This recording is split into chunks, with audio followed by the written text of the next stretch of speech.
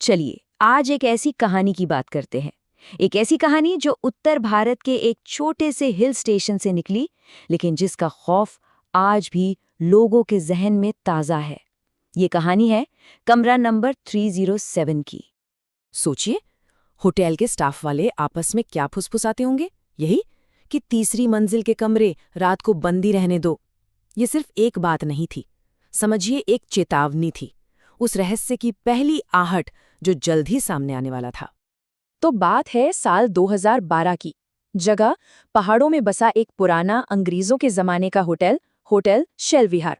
और कहानी के सेंटर में है अमित और नेहा, एक कपल जो दिल्ली की भागदौड़ से दूर एक सुकून भरी छुट्टी के लिए यहाँ आए थे। जब वो होटल पहुंचे तो पता चला कि होटल तो भाई लगभग फुल है। खैर उन्हें एक कमरा मिल गया, कमरा नंबर 307। बस एक नंबर ही तो था, है ना। लेकिन उन्हें क्या पता था कि यही नंबर उनकी पूरी जिंदगी को हमेशा के लिए बदल कर रख देगा। अब जैसे नेहा ने कमरे में कदम रखा ना, उसे कुछ ठीक नहीं लगा। एक अजीब सी बेचैनी होने लगी।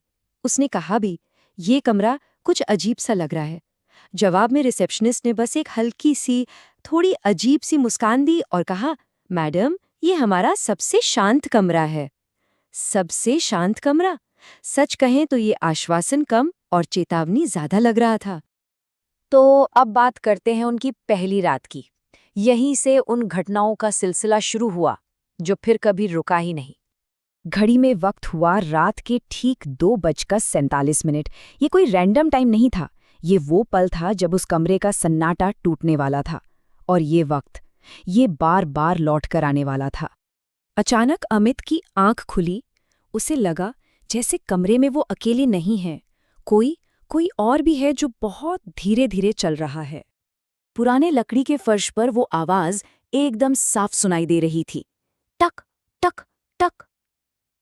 ये आवाज इतनी साफ थी कि अब नेहा भी जाग चुकी थी, और अब कमरे में सिर्फ 2 लोग नहीं थे, डर भी था। और ठीक उसी वक्त एक झटके के साथ बाथरूम का दरवाजा खटाक से अपने आप खुल गया। ऐसा लगा जैसे कोई अभी अभी अंदर से बाहर आया हो, पर वहां कोई भी नहीं था। उनकी नजरें घूमी और बाथरूम के आईने पर जाकर टिक गईं, और जो उन्होंने देखा उससे उनके होश उड़ गए। आईने में एक औरत की धुंधली सी परछाई थी जिसने गीली साड़ी पहनी हुई थी। इसके बाद जो हुआ वो थी नेहा की एक जोरदार चीख जिसने उस रात के सन्नाटे को चील कर रख दिया। अब अगली सुबह का मंजर सोचिए। अमित सीधा मैनेजर के पास शिकायत करने पहुंचा, और वहीं होटल के एक बूढ़े वेटर ने बड़ी हिम्मत करके डरते डरते उस कमरे से जुड़ा एक बहुत पुराना और दर्दनाक राज उनके सामने खोल दिया। उस वेटर ने बताया कि ये बात आज की नहीं, करीब 18 साल पुरानी है। सावित्री नाम की एक औरत थी, उसने इसी कमरे के बाथरूम में खुदकुशी कर ली थी। वजह, उसका पति जो इत्तेफाक से उस वक्त होटल का मैनेजर था, उस पर शक करता था। होटल वालों ने तो बात दबा दी, लेकिन कहते हैं ना, कुछ आत्माएं कभी अपनी जगह नहीं छोड़ती। सावित्री की आत्मा भी उस कमरे से कभी गई ही नहीं। और ये कोई पहली बार नहीं हुआ था। वेटर ने ये भी बताया कि सालों से उस कमरे में अजीब अजीब चीजें होती आ रही हैं, जैसे हर रात ठीक 2:47 पर पानी टपकने की आवाज आती है, आईने में वही धुंधली परछाई दिखती है, और तो और ना जाने कितने मेहमान तो डर के मारे आधी रात को ही चेकआउट कर चुके हैं। पर होटल मैनेजमेंट, वो तो हमेशा से इन सब बातों पर पर्दा डालता आया है। अब जाहिर सी बात है, ये सब सुनने के बाद अमित और नेहा का एक पल भी वहां रुकना मुमकिन नहीं था। उन्होंने फौरन फैसला किया कि वो होटल छोड़ देंगे। लेकिन शायद उस कमरे में मौजूद ताकत को ये मंजूर नहीं था। उनकी वो रात उस होटल में आखिरी रात बनने वाली थी। वो बस अपना सामान पैक करना शुरू ही कर रहे थे कि जोर से कमरे का दरवाजा बंद हुआ और अंदर से अपने आप लॉक हो गया। वो दरवाजा पीटने लगे, लेकिन कोई फायदा नहीं। और फिर बाथरूम के अंदर से किसी औरत के सिसकने की, धीरे धीरे रोने की आवाजें आने लगी। उस खौफनाक माहौल में उनकी नजर फिर से बाथरूम के आईने पर गई। आईने पर भाप जमी हुई थी, और उस भाप पर किसी ने उंगली से लिखा था, मुझे मत भूलो।